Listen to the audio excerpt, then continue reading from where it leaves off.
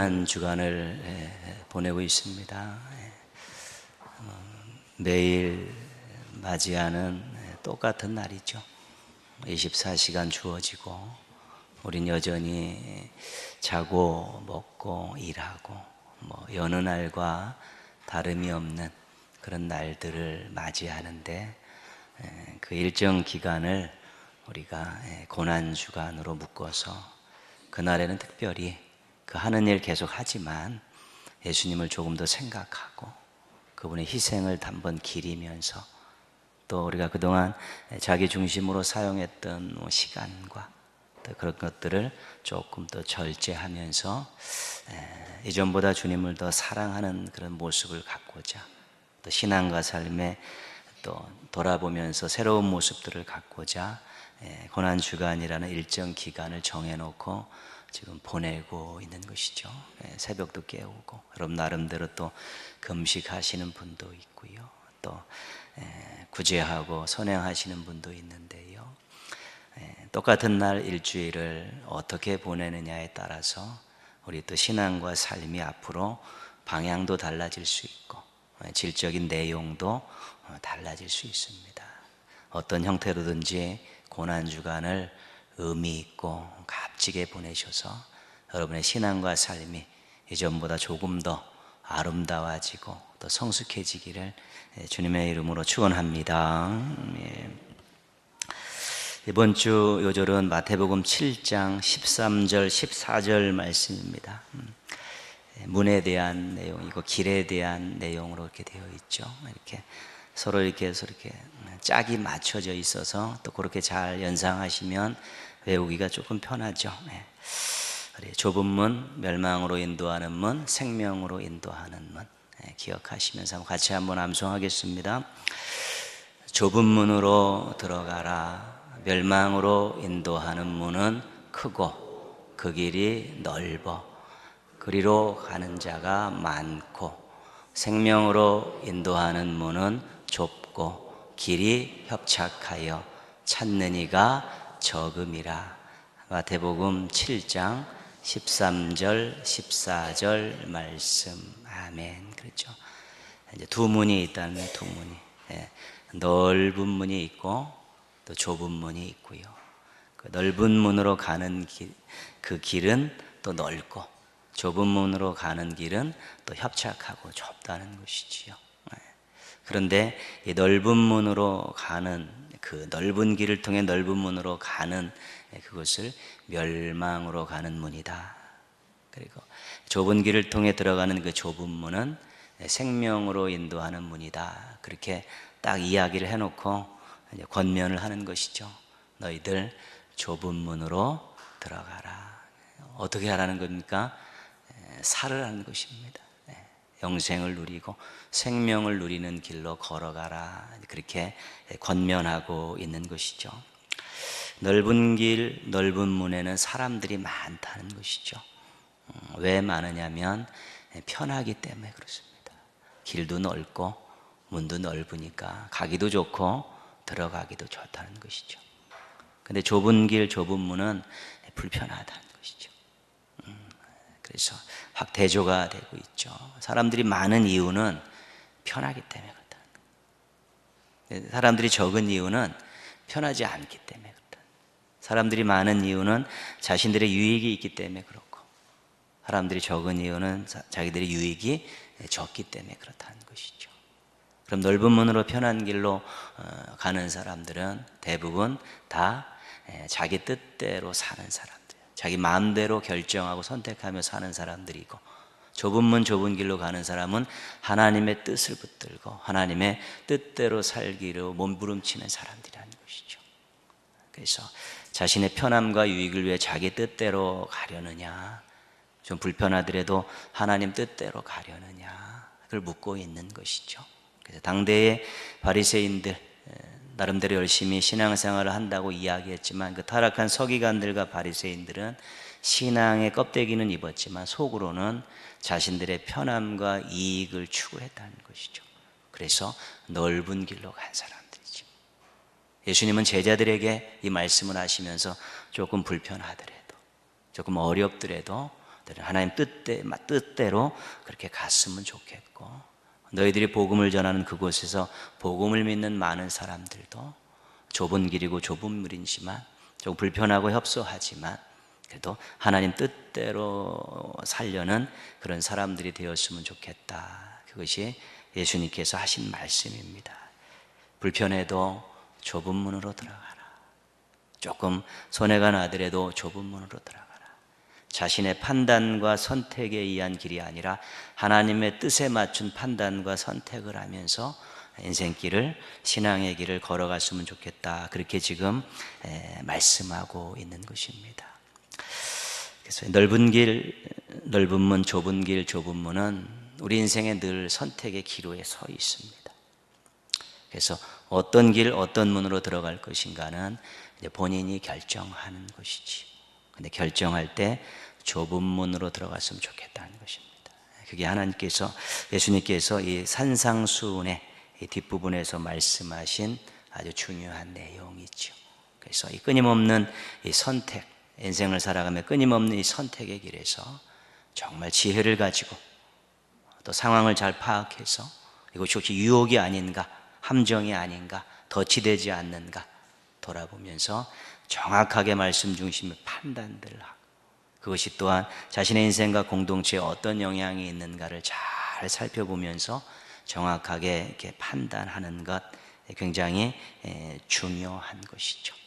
그래서 항상 앞에서 이것이 정말 하나님의 뜻에 맞는가 않는가를 묻고 찾는 그런 시간들, 고민의 시간들, 기도의 시간들을 잘 찾아야 되는 것이지요.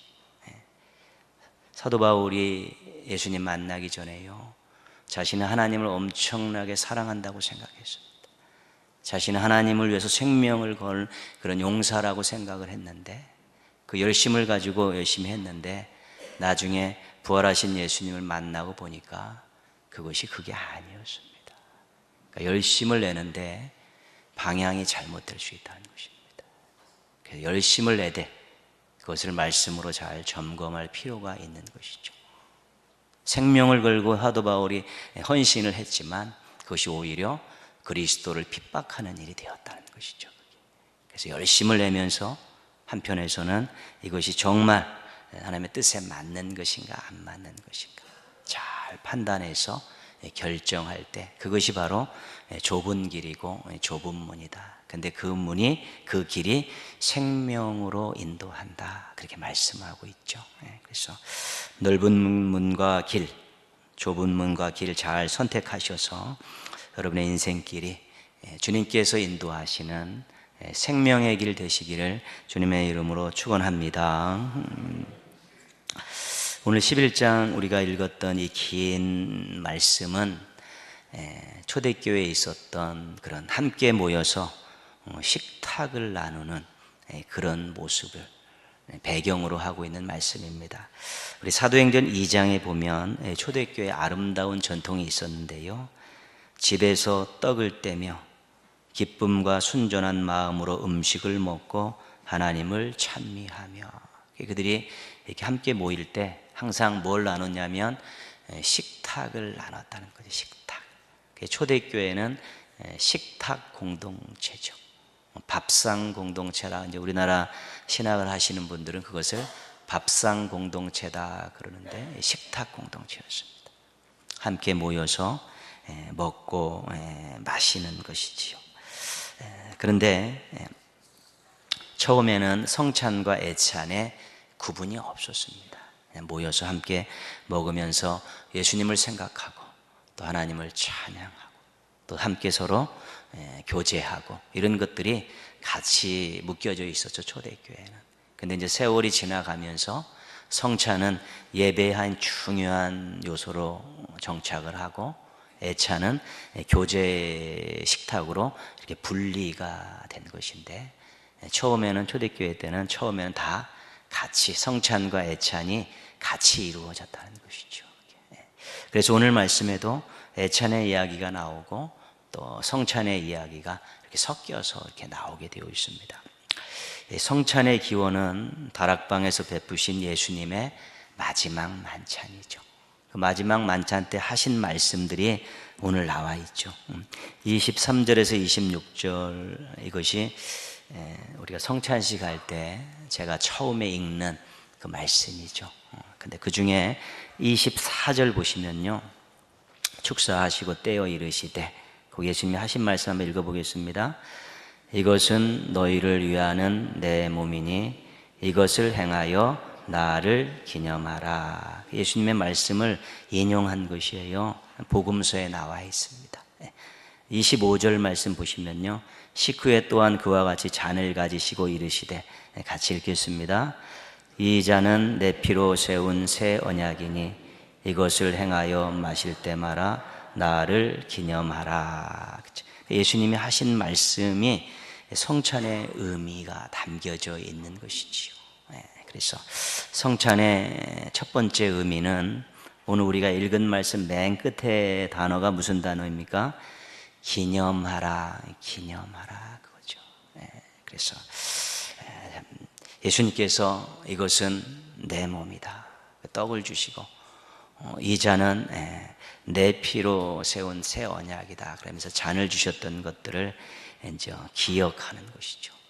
예수님이 우리 죄인들을 위해서 십자가에서 살이 찢기시고 또 피를 흘리셨습니다. 그것을 떡과 잔을 마시면서 다시 한번 기억하고 그 은혜에 감사하면서 예수님의 엄청난 그 십자가 구속의 은총을 기억하고 기념하는 것이 성찬의 첫 번째 의미입니다. 그 때문에 성찬에 제대로 참여하면 제일 먼저 나오는 감정은 감사와 감격입니다. 나 같은 죄인을 위해서 십자가에서 살이 찢기시고 피를 흘리셨습니까? 그 살과 그 피로 인해서 죄인인 제가 구원을 받았습니다. 그 십자가에서 흘리신 살과 피를 제가 기억하면서 지금 이 잔과 떡을 받습니다. 그러면 성찬의 의미 중에서 우리가 성찬에 참여하면서 나오는 첫 번째 감정은 감격과 감사입니다. 성찬의 의미의 두 번째는 26절에 나와 있죠. 같이 한번 읽겠습니다. 너희가 이 떡을 먹으며 이 잔을 마실 때마다 주의 죽으심을 그가 오실 때까지 전하는 것이니라. 성찬의 두 번째 의미는 전하는 것입니다. 뭘 전하냐면 주의 죽으심을 전하는 것이죠. 주의 죽으심이 왜 중요합니까? 예수님께서 당신을 위해서 죽으셨습니다. 예수님께서 당신의 죄를 해결하기 위해 죽으셨습니다. 예수님이 죽으셨기 때문에 당신이 구원받을 수 있습니다. 주의 죽으심의 의미는 구원과 관련된 것이죠. 예수님의 구주되심을 전하라는 것입니다. 성찬을 참여하면서 두 번째 우리에게 찾아오는 감정은 결단입니다. 나를 위해 십자가에 달려 돌아가셔 죽으셔서 나를 구원하신 이 예수님을 내가 전해야겠다, 이제 그런 마음들을 갖죠. 왜냐하면 그 살과 피를 상징하는 떡과 잔을 받으면서 자신이 구원받은 것에 대한 감격과 감사가 생기니까 그 다음은 이것을 모르는 사람에게 전해야겠다, 이제 그런 마음이 생기는 것입니다. 그래서 결단하게 되는 것이지요. 성찬의 세 번째 의미는 28절 말씀인데요, 의미가 다른 쪽에서도 굉장히 많은데 고린도전서에서만 찾는 것입니다. 28절 같이 읽겠습니다. 사람이 자기를 살피고 그 후에야 이 떡을 먹고 이 잔을 마실지니. 그러니까 성찬에 참여하기 전에요, 자신을 돌아보는 것입니다. 뭘요? 신앙과 삶을 돌아보면서 정말 나를 위해 십자가에 죽으신 예수님께 부끄럽지 않은 신앙과 삶을 가지고 있는가, 그것을 돌아보는 것이죠. 그러니까 성찬에 참여하기 전에 그것을 돌아보는 것입니다. 그래서 행여 조금 부족함이 있으면 또 기도하고 또 잘 한번 새롭게 고쳐보겠습니다라는 마음을 가지고 성찬에 참여하고요.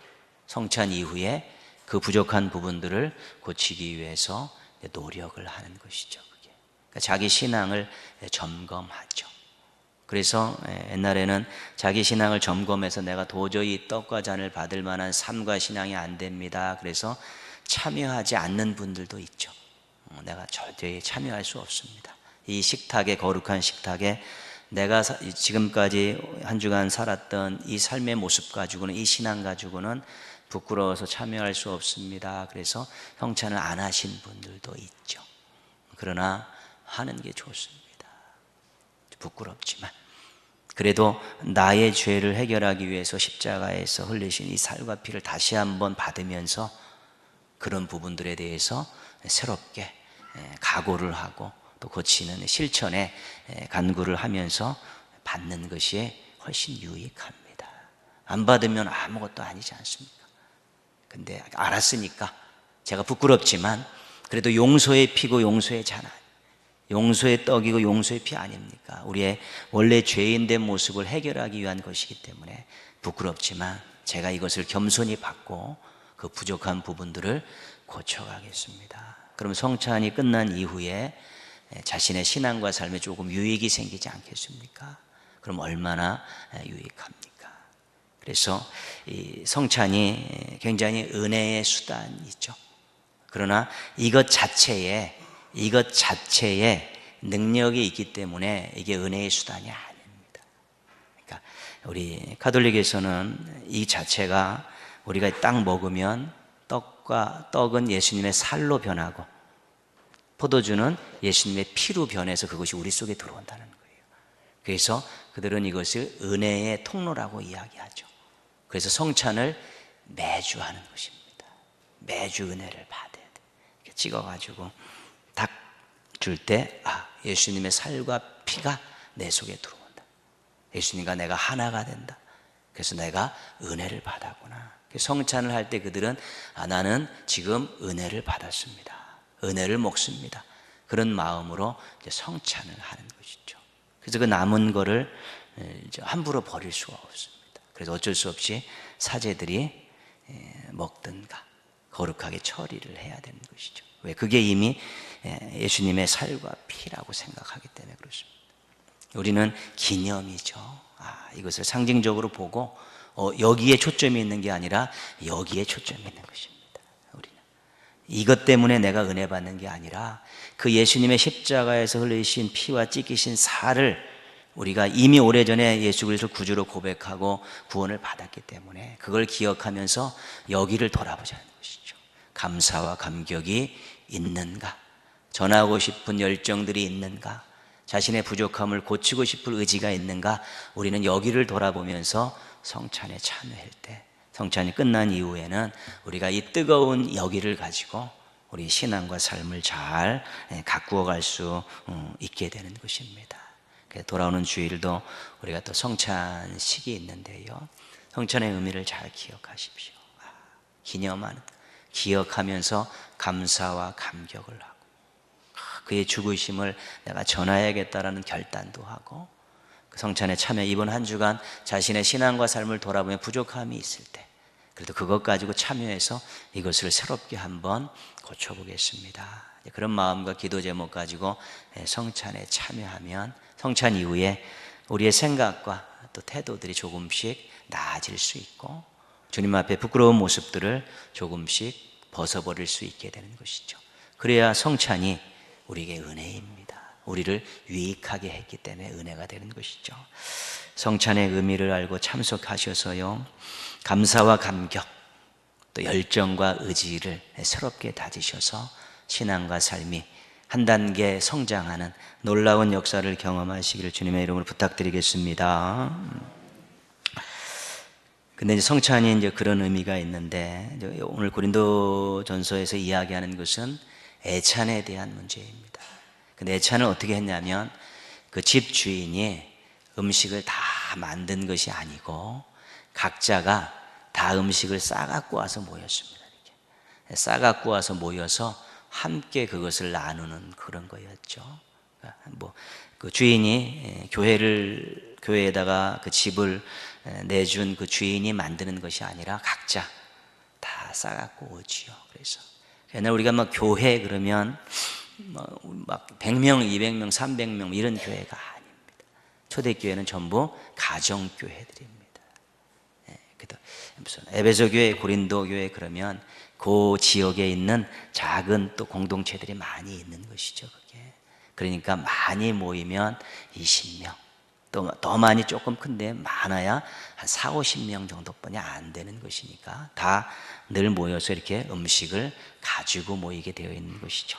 근데 어떤 일이 생겼냐면 21절에 어떤 일이 생겼는가를 우리에게 가르쳐 주고 있죠. 같이 보겠습니다. 이는 먹을 때에 각각 자기의 만찬을 먼저 갖다 먹으므로 어떤 사람은 시장하고 어떤 사람은 취함이라 그랬죠. 그러니까 결국은 많은 사람들이 모여 있기 때문에 음식을 가지고 오는 양도 틀리고 식재료도 다르고 맛도 틀릴 수밖에 없죠. 근데 이 신앙 공동체라는 것은 초대교회도 마찬가지지만 삶의 수준들이 다 다르죠. 또 잘 사는 분도 있고 어려운 분도 있는 것이죠. 잘 사는 분은 많이 좋은 거 가져올 수 있고 또 어떤 분은 빈손으로 오는 분들도 있다는 것이죠. 근데 이렇게 좀 많이 가져오고 좋은 것을 가져오신 분들이 그걸 딱 꺼내놓고 사람들이 다 모이지도 않았는데 자기들끼리 모여서 그것 갖다가 먼저 먹어버렸다는 것이죠. 먹고 다 마셨는데 나중에 이제 빈손 가지고 오고 조금 가지고 온 사람들은 멋졌고 그거 가지고 배도 못 채우고 뭐 자신들의 또 그 손의 초라함 때문에 어쩔 줄 몰라 하는 그런 일들이 생겨났다는 것이죠. 뭐 당연히 우리가 머릿속에 그려질 수 있지 않겠습니까? 같이 모여서 같이 시작해야 되는데 좋은 것 갖고 많이 갖고 온 사람들이 먼저 먹어버리고 나중에 못 갖고 온 사람들, 조금 갖고 온 사람들은 별로 식탁에 참여하지도 못하고 저도 구탱이에서 먹는 둥 마는 둥 하고 그렇게 가버리니까 이 자체가 애찬의 의미가 아무런 의미가 없어져 버린 것이지요. 그래서 여러분 17절 말씀 한번 보시면요 이렇게 되어 있습니다. 내가 명하는 이 일에 너희를 칭찬하지 아니하나니 같이 읽습니다. 이는 너희의 모임이 유익이 못되고 도리어 해로움이라. 요즘 말로 하면 안 한만 못한 것이죠. 오히려 안 했으면 상처받는 일 없고 서로 불신하는 일 없는데 했는데 제대로 하지 못해가지고 오히려 공동체가 어려움을 겪게 된 것이죠. 근데 여기서는 이렇게 이야기하지만요 22절에는 더 심각하게 이야기합니다. 너희가 먹고 마실 집이 없느냐? 같이 읽겠습니다. 너희가 하나님의 교회를 업신여기고 빈궁한 자들을 부끄럽게 하느냐? 하나님의 교회를 업신여긴다고 이야기하는 거죠. 하나님의 교회는 하나된 공동체, 사랑의 공동체를 지향하고 있죠. 그런데 하나되는 공동체, 사랑의 공동체를 깨는 일을 하니까 하나님의 교회를 업신여기느냐. 그리고 같이 신앙생활하는 빈궁한 사람들에게 수치를 안겨주면 되겠느냐. 그것은 아무짝에 쓸모없는 모임이고 안한만 못하다 그렇게 된 것이죠. 가장 안타까운 게 안한만 못한 것입니다. 수고는 수고대로 하고 다 같이 애쓰고 그랬는데 완전히 안에서는 다 파장이 나버리니까 전부 했던 일들이 전부 엉망이 되고 무효가 되고 돌아갈 때는 전부 가슴에 상처만 안고 돌아가는 것이죠. 그러니까 안한만 못한 일이 지금 고린도 교회 안에서 이제 일어났다는 것이죠. 그런 애찬 아무 의미가 없다. 유익됨이 없고 오히려 해로움만 있다.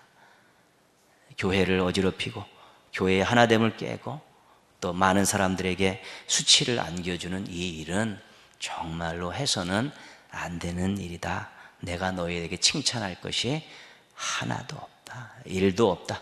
그렇게 말하고 있는 것이죠. 그러면서 이 부분에 대해서 이제는 권면을 하죠. 33절입니다. 같이 읽겠습니다.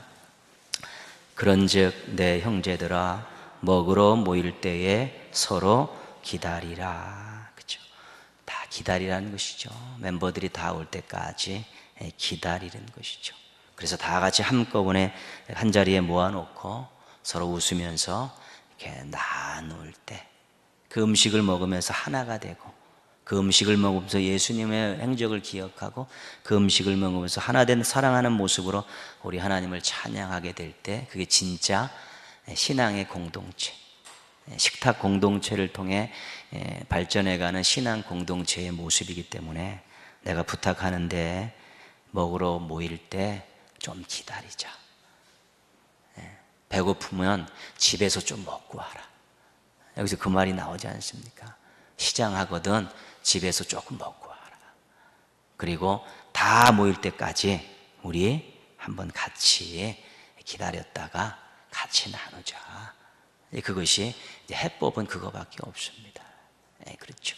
그래서 다 같이 이렇게 놨을 때 조금 음식의 차이는 있을지언정 다 같이 이렇게 쫙 놓고 조금씩 조금씩 이렇게 나누면서, 이것이 내 음식이 아니라 우리의 음식이라고, 이것이 내 것이 아니라 우리 거라고 내놓고 다 같이 이렇게 조금씩 맛있는 거나 맛없는 거나 좋은 식재료를 쓴 거나 좋지 않은 식재료를 쓴 거나 다 같이 우리의 음식으로 알고 서로 그렇게 기다렸다가 먹으면 얼마나 좋겠느냐. 그러면 하나됨도 얻고 서로 사랑도 확인하고, 또 그러면서 좋은 식탁 공동체로서 거룩한 공동체가 되어질 수 있지 않느냐. 그 말씀을 하면서 다시 한번 일깨워주고 또 책망도 하고 격려도 하면서 그 부분에 대해서 지금 짚어지고 있는 것이죠. 서로 나눔을 우리가 비빔밥이라고 생각하면 좋습니다. 다 넣어가지고 비비서 한 숟갈씩 먹으면 누구께 누구 건지 모릅니다. 그냥 우리께 되는 것이죠, 그게. 그러니까 또 많이 있는 분은 또 많이 내고, 주님께 많이 받은 분은 많이 내고, 적게 받은 분은 적게 내고요. 또 좋은 것 있는 분은 좋은 것 내고, 조금 좋지 않은 것에 좋지 않은 것 내고, 그걸 가지고 한꺼번에 다 이렇게 모아서 우리 것으로 생각하고 나누면 뭐 그거 최고라는 것이지요. 그래서 내놓을 때는 내게 아니라 우리 거라는, 하나님이 나에게 주셔서 여기에 내놓으라고 주신 거라고 생각하면서 같이 내놓을 때 이 음식 하나 먹으면서 교회가 하나됨을 경험할 수 있죠. 그러니까 밥 먹으면서 싸우는 게 제일 안타까운 거죠. 그 즐거운 시간에 숟갈 던지면서 싸우면 그거는 뭐 관계가 거의 다 깨진 것입니다. 그렇지만 서로 식탁을 통해서, 왜 식구가 식구겠습니까? 밥 같이 먹어 식구 아닙니까? 그러니까 밥을 먹는 그것이 얼마나 중요한지 모르는 것이죠. 그래서 우리도 꼭 밥이 아니더라도 나름대로 이렇게 작은 모임들, 공동체들, 기관과 부서에 있을 때요, 차 한잔 마시면서 또 뭐 귤 하나씩 까면서 또 그렇게 서로 웃고 하나 되는 그런 모습들을 가질 때, 그게 식탁 공동체로서 거룩한 공동체가 되는 아주 귀한 방법이죠. 모였을 때 웃음소리가 나야 좋지 않습니까? 모였을 때 조금 불편함과 또 조금 서로 의견 차이가 있어도 또 잘 풀고 웃으면서 마무리하는 것이 좋은 것입니다. 그래서 아무리 진수성찬이 있어도 뭐 싸우는 가정은 행복할 수 없듯이, 그러나 소찬이지만 웃음소리가 나면 행복하다듯이 교회의 작은 기관과 부서, 교회 전체도 마찬가지입니다. 그 작은 음식들을 나누면서 서로 조금씩 조금씩 나누면서 먹으면서 웃으면서 서로 덮고 조정하고 맞춰가면서 그렇게 공동체들을 이끌어가게 될 때 힘 있는 공동체가 될 수 있습니다. 밖에서 들어오는 아주 거센 유혹들을, 공격들을 막아낼 수 있는 공동체가 되고요, 안에서 솟아나는 공동체를 와해시키는 그 내부의 적들도 얼마든지 막아낼 수 있게 되는 것입니다. 공동체의 강함은 공격 앞에서 어떻게 모이는, 또 어떤 일을 할 때 어떤 결집이 있느냐가 그 공동체의 건강도를 체크하는 것입니다. 공동체를 해하려는 일들이 내적으로 외적으로 생겼을 때 그것을 어떻게 풀어갈 것인가, 그게 또 어떤 일이 맡겨졌을 때 서로 어떻게 결집하는가, 이것이 신앙 공동체의 건강도를 알 수 있는 아주 중요한 일인데요, 우리가 평상시에 차 한잔 마시고 또 작은 것 나누고 그럴 때 웃고 마시면서 또 좋은 또 신앙의 이야기들을 하고 간증들을 하고 은혜 받은 것들 이야기하면서 평상시에 그런 식탁 공동체를 잘 다져놓을 때 우리가 건강한 공동체를 만들 수 있죠. 여러분 속해 있는 가정도 마찬가지고 기관과 부서도 마찬가지고 궁극적으로는 교회도 마찬가지입니다. 건강해야 승리할 수 있고 건강해야 영광 돌릴 수 있는 것입니다. 건강하지 못하면 패배합니다. 건강하지 못하면 영광을 가리울 수 있게 되는 것입니다. 그래서 우리도 그런 매일의 식탁 공동체는 아니지만 작은 나눔을 통해 또 교회의 여러 가지 또 행사의 모임들을 통해서 우리 서로 웃고 격려하는 아름다운 공동체 만들어서 우리 하나님께는 영광, 또 맡겨진 일들은 잘 감당하는 우리 믿음의 지체들 되시기를 주님의 이름으로 축원합니다. 예.